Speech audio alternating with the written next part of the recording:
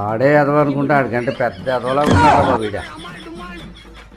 ఇద్దరికిద్దరు దొంగన కొడుకుల్లాగా తయారయ్యారా బాబు. మా సుబ్బారావు చేద్దామండి ఫోను. అరే పోను పోను పోను పోను పోను పోను పోను.